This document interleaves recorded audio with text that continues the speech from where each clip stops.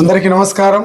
ఏదైతే మన మాజీ ముఖ్యమంత్రి వర్యులు పులివెందుల ఎమ్మెల్యే జగన్ రెడ్డి గారు మన ముఖ్యమంత్రి వర్యులు అయినటువంటి ఏదైతే ఆయన కారణ జన్ముడుగా అభివృద్ధికి నాంది ప్రతి ఒక్కరూ చెప్పుకునే మంచి ముఖ్యమంత్రి శ్రీ నారా చంద్రబాబు నాయుడు గారి గురించి అనుచిత వ్యాఖ్యలు చేయడం, మేము జనసేన పార్టీ కోయిట్ గల్ఫ్ సేన జనసేన మరియు కూటమి తరపు నుంచి ఆ వ్యాఖ్యలను ఖండిస్తున్నాం.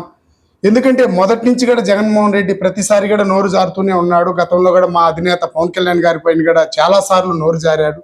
అదే మరి లోకేష్ బాబు గారి మీద, చంద్రబాబు నాయుడు గారి మీద ప్రతిసారి నోరు జారుతూ వచ్చాడు. నోరు జారుతూ 151 నుంచి 11కి జారిపోయాడు.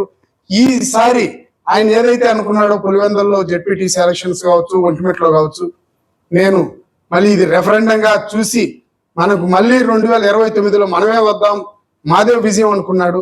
ప్రజలు తగు రీతిలో బుద్ధి చెప్పడానికి సిద్ధమైన దానికి జీర్ణించుకోలేక ఈరోజు చంద్రబాబు నాయుడు గారి మీద ఏదేదో మాట్లాడుతున్నాడు, పిచ్చి పిచ్చి కూతలు మాట్లాడుతున్నాడు. నిజంగా కడప జిల్లా ఒక బిడ్డగా నాకే ఆయన ప్రవర్తన చూసి సిగ్గేస్తుంది.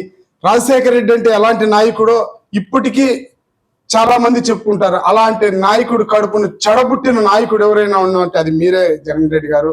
నిజంగా చాలా చాలా సిగ్గుసేటు. రాష్ట్రం 5 సంవత్సరాలు ముఖ్యమంత్రిగా ఉండి అభివృద్ధి ఏమాత్రం కనీసం 3 రాజధాని చెప్పి 3 ఇటుకలు కూడా నాటలేకపోయావు.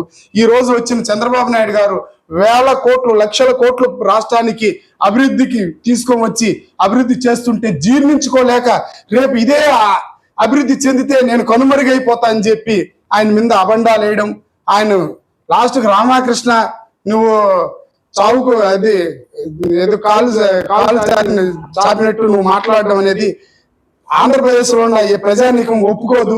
ఇలాంటి మాటలను భారతదేశంలో ఉన్న తెలుగువారే కాదు, ప్రపంచవ్యాప్తంగా ఉన్న తెలుగువారు కూడా ప్రతి ఒక్కరు కూడా ఖండిస్తారు కదా అని చెప్పి తెలియజేసుకుంటున్నాను.